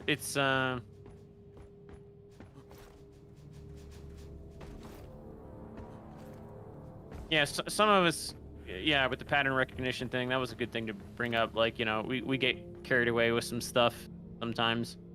I mean, but this is why I was bringing up the fact that, like, I think some of us get carried away with, like, you know, the JQ sometimes, and we attribute way too much to it. And that's why I was bringing up earlier, like, the fact that, you know, a lot of the really bad libtard behaviors, you know, like, they're kind of innate. Yeah. You know, they're kind of part of the European package. Yeah. And you know, like that's, and it's so interesting because I see a lot of people who blame, you know who for everything, and it's like, well, and then at the same time they'll like kind of abhor all of these behaviors that they blame on who, and it's like, well, those behaviors to some extent have just been exploited by who. They're innate to us. Like you need to understand this, or we're not going to get anywhere. Yeah. Well, and I mean, it's like, I think on some level you'll always have a certain segment of a society. Oh, okay, let's go. Oh, Let's kill it. We're sending you in deep, so be on your guard. Scanners indicate particularly rich veins of morkite and gold further down. Boom. There we go. Look back, boys. You'll always have a segment of your population that's sort of like not happy with the way things are on a deep level, right? They will be sort of like the part of you that's anti-you. You know what I mean? And that group will always seek in to pull allies, or seek to pull in allies into your little thing you got going on. And you just can't let them ever do that, right? When I was in Japan, for example, very nice, homogenous country, you know, I have that video, like, how good can society really get? And I talk a lot about my experience in Japan. When I was in Japan, there was definitely, there was a local park, there was some sort of multicultural agitator being arrested by police in the park when I was walking through, right? You know, he was this guy carrying around signs saying, you know, Japan's not just for the Japanese. Like, he on some level doesn't like Japan. He's an insider. He's a Japanese person who's frustrated with the way things are and wants to pull in outsiders who will change it, right? That exists in every group, and you just simply can't let them have their way. Thanks for the lemon, by the way, Spencer.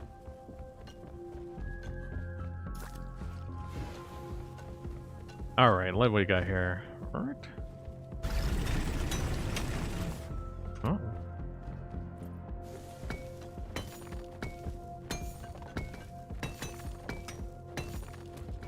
Yeah, well, you know, I mean, again, I still assert that white Europeans kind of still have like this weird moral universalist paradigm where like they put themselves in other people's shoes a little bit more. Yeah.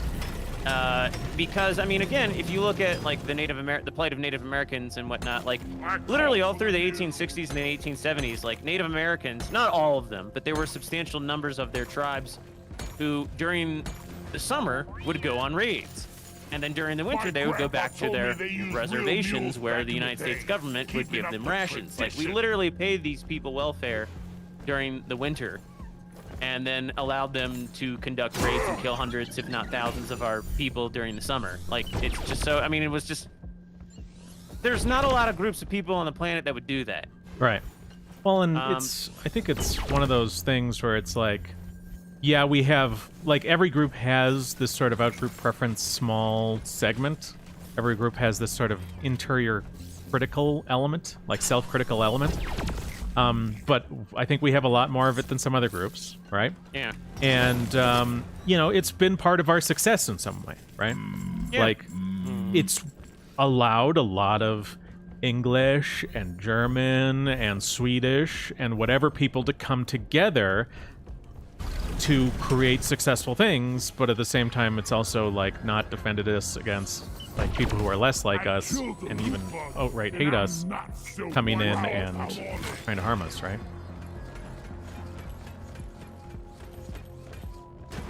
It's one of those double-edged swords.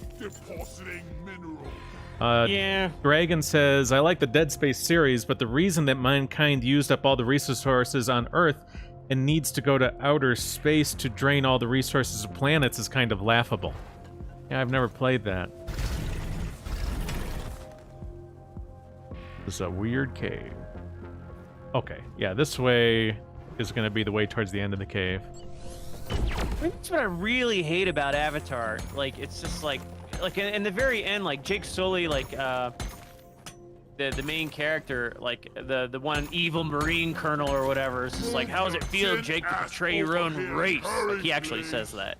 Mm-hmm. And then like Jake Sully like yells at him, and then he's like, "You're not one of them." And then like like by the end of the movie, like they're escorting all the humans off to these drop ships that are gonna take them back to Earth, and he's like, and then the character Jake Sully's just like, and then the aliens went back to their own world, and he's like, it's like you literally referred to your own people as the aliens. It's just like how like. I was just, my jaw dropped, like, when I watched this again. I was just like, that's just like, and he's not even like, this isn't even like my people as in like white people, or my people as in, I mean, this is like humanity as a whole. This is a human being who's saying my fellow human beings are aliens, and they need to go back to their dying world. It's like, it's just so bad, like so toxic, so like, Wally is on the way. couldn't get over that line. I just take your sweet still time, can't. old lady. I've got all day. Yeah, I mean, it's bad. In my video, White Guilt is a Joke, I talked about, sort of this preference that translates from person, what is this? Get out of here. Like race, humanity overall, identifying as a human, right? All this sort of stuff.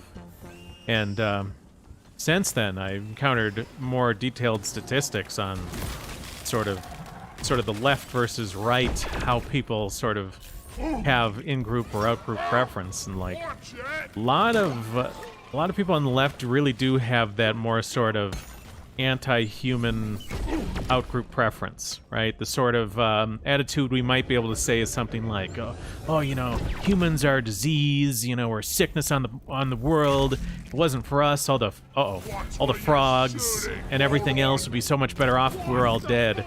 Come back here. Yeah, but what's so crazy is that those same people almost always have an exclusively anti-white attitude in conjunction with that. So it's not like they really, like, they want white people to have fewer kids. They want white people to stop colonizing and doing all this stuff. But then it's just like, well, Nigerians can have 7 babies a pop. Like, that doesn't matter. Like, are you racist? So, yeah.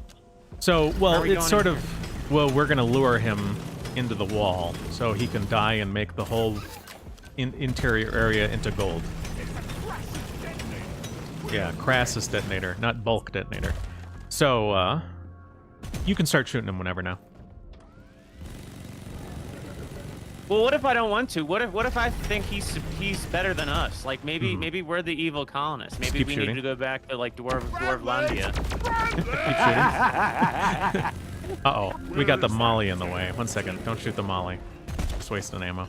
Prepare to fight for your life. The big swarm is approaching. I love how there's no hesitation. He just started to shoot me. It's just like, no, we're not tolerating that. You gotta go. Oh, I'm overheating. Combat positions. The swarm is here. Oh, God. Explosives, fire! Incendiary grenade! Uh-oh. We are really going a long way. Okay, give it a second. Need more ammo. Alright, get out of the way. Look at this! Oh yeah! I found a gold blade. Well, Yo, let's... Fitty, we rich! Not anymore, it's all mine, yo. Stand back. Supply pod Get the inbound. Molly over here. Get out of the way, Molly. I'm gonna stay in this hole. Well. Oh. You died to the thing. Lag. But I got out of the way on my screen. Ready to kill some more crates.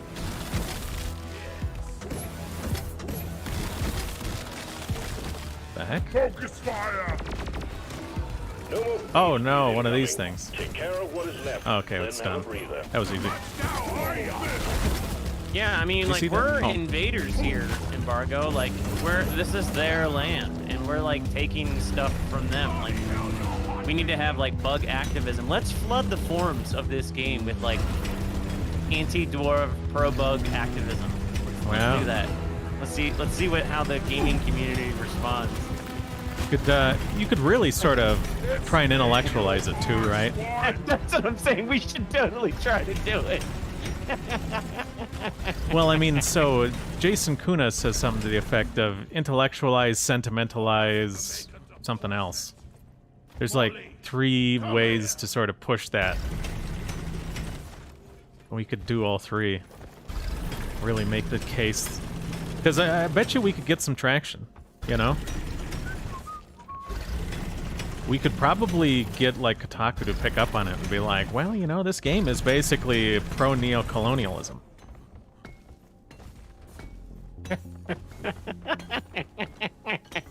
Alright, where the hell's my thing? Yeah, just keep knocking all the shit down. And we can put it in Mali towards the end Deep or Rock whatever. Galactic, the game that endorses xenophobic genocide. Yeah, Slot for says resources. moralize, intellectualize, sentimentalize, right? We could do that with this. Bags full. Can't Only it'd be in favor of the bugs and against the dwarves, right? Oopsie doopsie. I'm gonna get this top dome.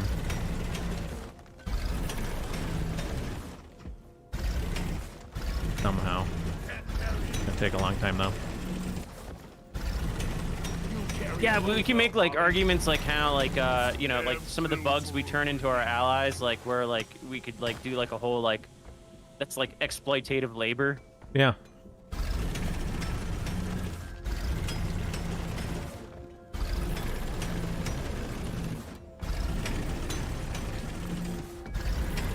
It's over. Oh, I keep overheating by accident. Time to find Molly. Well.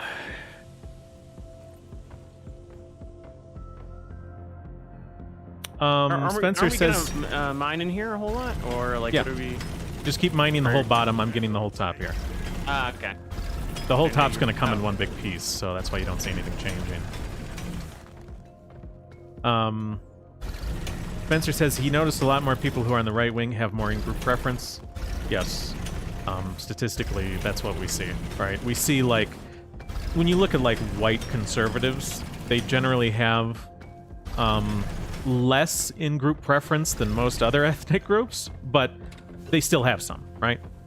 Then when you look at white moderates, there's almost no in-group preference. Then when you look at white liberals, there's an out-group preference. Right? There's a Well, what's still preference for weird the about outsider. see, this is the thing though. This is the caveat you got to take into consideration. Like even white liberals still have like in-group preference in terms of like mating habits. Like they still overwhelmingly choose other white liberals in terms of who they're going to marry and, you know, end up with and have kids. Like if they do reproduce, that's who they reproduce with. But I mean, in terms of, like, you know, if we ask them who needs to die, you know, they choose Right, us. which is just so weird because they would never, like, they would, like, some of them would say themselves. I mean, let's be real. So there are some people who are that extreme. Yeah. But a lot of them wouldn't. Like, a lot of them would be like, well, I'm one of the good ones. You know, like...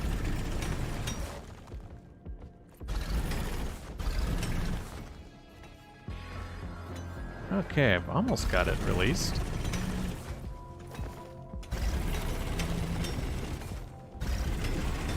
Yeah, I mean, it's sad. It's frustrating. It's unfortunate. I mean, it's a lot of things here, but... And it is complicated. You know, before this stream ends, I'm going to look up some of those quotes from that Thomas Goodrich book because we just have to read some of them. I mean, I think you'll be taken back by how much it parallels today.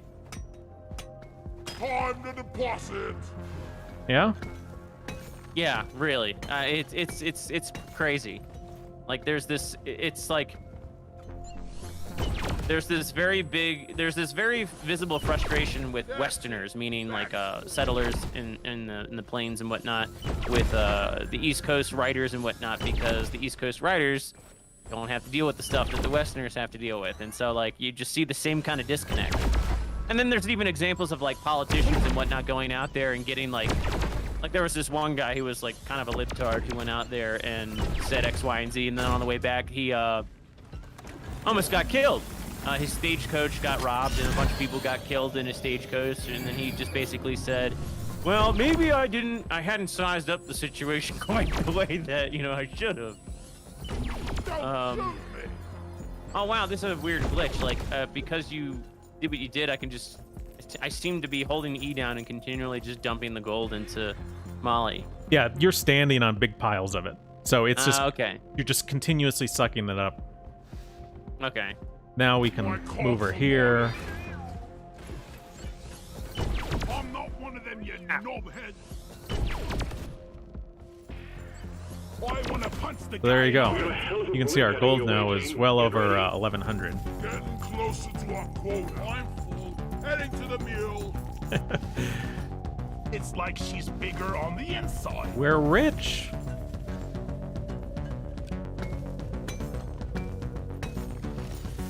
All right, and this is like, there's only little scraps. Just walk around, see what you can pick up. Don't bother mining anything.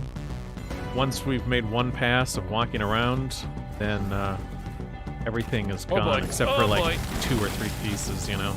We don't need to fight over 2 pieces of gold when we have over 1,300 now.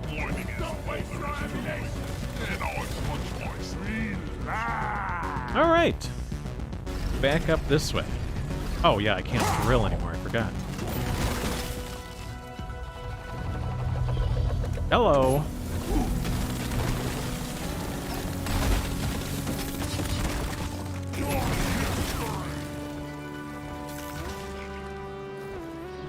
Uh-oh, Slots is joining. He wanted to get in on this gold. He saw we got 1,300 gold. Yeah, too late. Wouldn't help us mine it at all, but he's like, well, I suppose I'll join for this gold.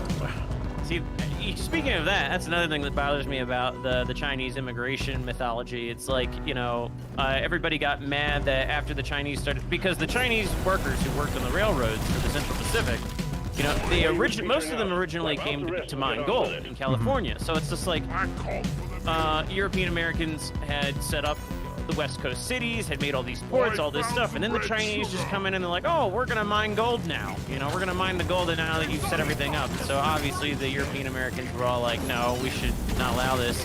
So we still allowed it, we just taxed them a whole lot on it. And people will act like, well, that's really mean and wrong, and that's racist. And it's like, well, I mean, take race out of the equation. Like, why should we let these other people come in and just mine everything? I mean, all these groups were fighting over. Oh boy! All these different groups were fighting over that. New miner inbound.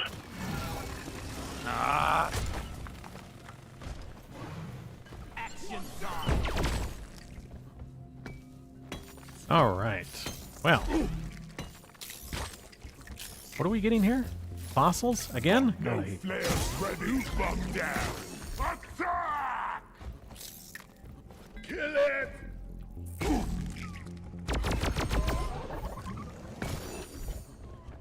Josie, how's it going?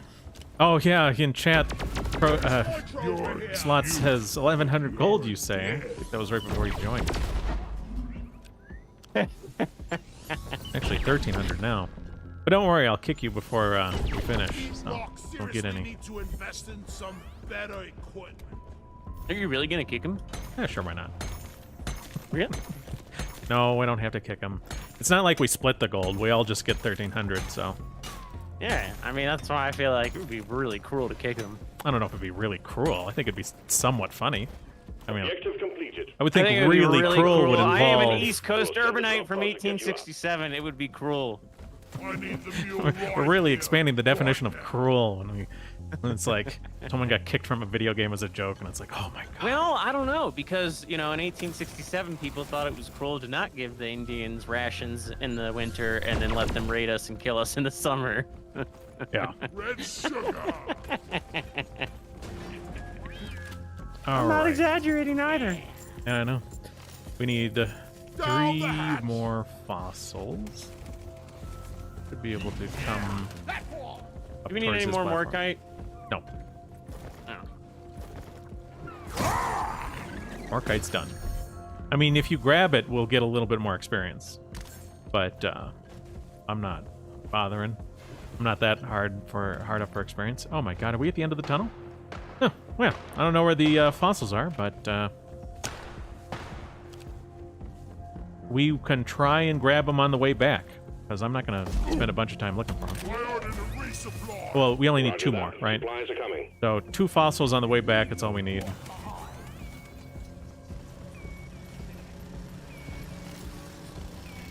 So in chat, people are talking about Resupply religion arrived. and Go stuff. restock. Oh, we need 1 more now. Nice. Okay, I'm gonna grab a little bit of ammo here, and then we're gonna run back, and we're gonna try to find a fossil on the way back. Okay. You know, I think on some level, it's like if you give a European a religion, right? You give the European people a religion. Naturally, they'll seek to make it their own, whether you intended that or not.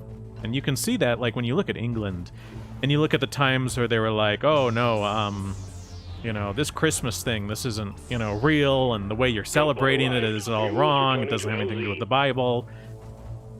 And so they put a big prohibition on it. 5 minutes. And then within a couple decades or a century, you know, we were back to celebrating Christmas the way we used to. Because at the end of the day, it's like something we do deep down, you know? It's like, it's winter, it's the solstice, you know, we have all of our women who want to decorate our homes. Let's go this way, because we never went this way. So they fill the rooms with, like, holly, those wonderful green flower leaves, and the red berries, right? It's, you know, no matter what religion you give a European, they still can't stop being a European. That's just the way things are.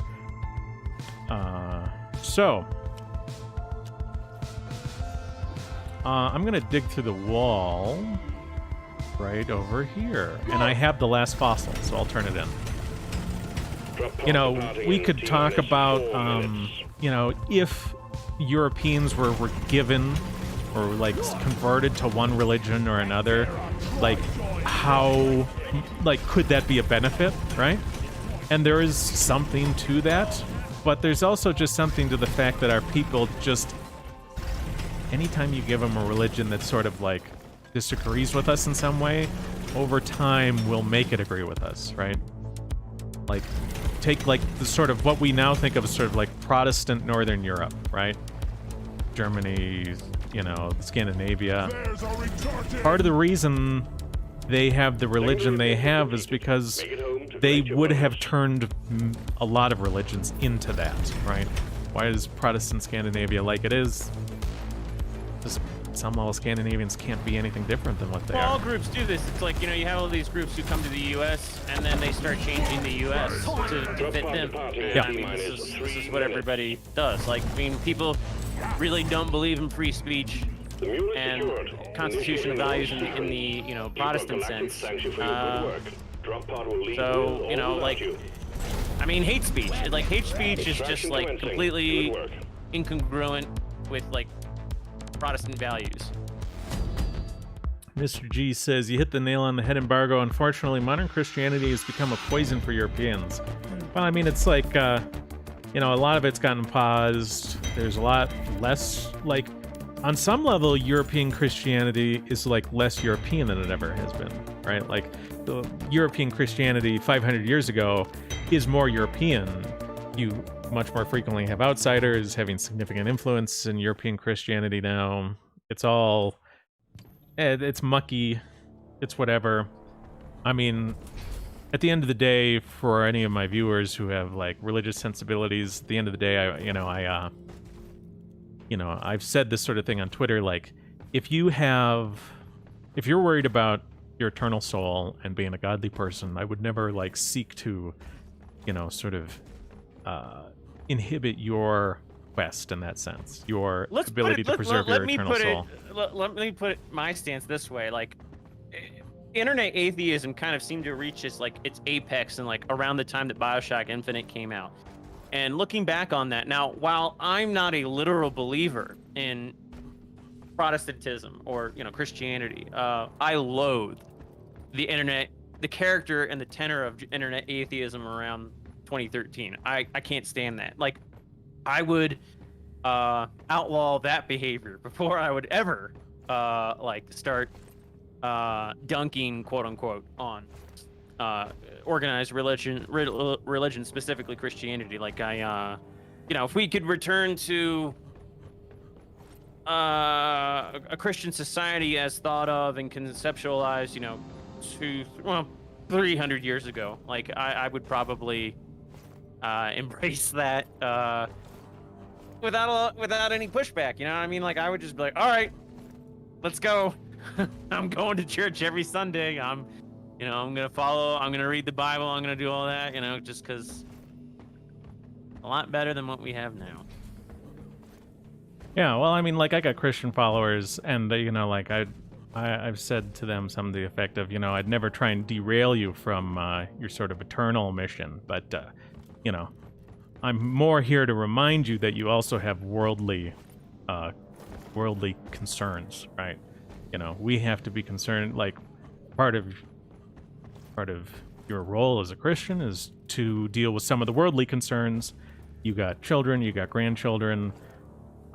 There's evil in our world that we need to address, and so that's what my focus is. I don't want to derail or harm anyone else's sort of eternal mission, but we have these sort of worldly side quests that we need to engage in, just a matter of life, right? But yeah, okay. Well, do you think D-Live will let me open the chest? Let me take a look here. Let me open my channel.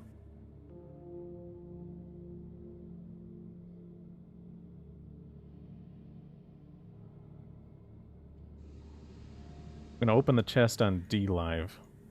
Distribute rewards. Boom. It's opening. You got 30 seconds to click on the thing.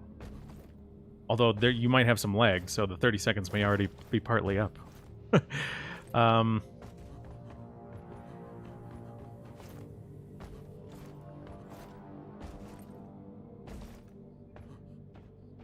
Yeah, I got nothing. Like, at the end of the day, if there is any Christian church that isn't paused, that isn't pushing harmful stuff, they're going to go after it.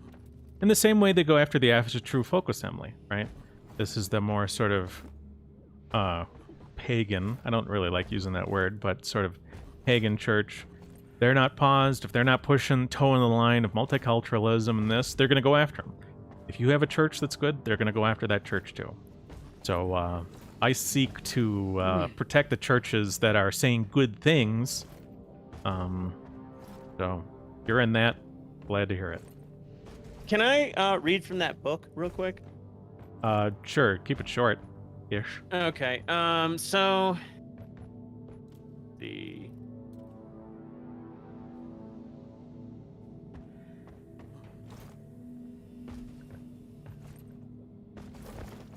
Okay, so basically this is a national debate that's taking place around 1867. So an erstwhile abolitionist, Wendell Phillips, added, quote, "Our treatment of the Indian is one of the foulest blots in our history. We shall never be able to be just to other races or reap the full benefit of their neighborhood till we unlearn contempt. The popular indifference to this whole question, combined with the selfish greed and bloodthirstiness of the frontier, is obstacle enough to the adoption of this policy. God bless such barbarians and make us like them," unquote. So, and then Thomas Goodrich goes on and he says, "Not surprisingly, such shade-bellied sentiments were held in contempt by most Westerners. Quote, those who never saw an Indian think he is a high-toned, chivalrous character, loving his friends, hating his enemies, never doing a dishonorable action, and in every way worthy of the highest respect," unquote, a Colorado editor hissed. "Those of us," this is quote, okay, so this one guy from Kansas, and this is the end, this one guy from Kansas, this journalist, he echoed Westerner sentiments, and he said, "Go and point a houseless, impoverished man to the smoking embers of his dwelling, the work of savage hands, where but yesterday he had stock, grain, and plenty after years of hardships, and say to him, the triumph of humanitarian principles. Kneel beside the dying victim on the plains, scalped and disemboweled, and to his ear whisper, peace. Clasp a maniac sister in your arms, upon whose bodies 60 savage monsters have glutted their passions. Restore her purity and call reason to its throne again with words of peace," unquote. So, pretty interesting stuff. Yeah. Well, Coming up next Wednesday, 7 p.m. Eastern Standard Time, I'm going to be playing Disco Elysium. And other than that, I hope you all have a good weekend. Thanks for showing up, Krogan. Peace out, everybody.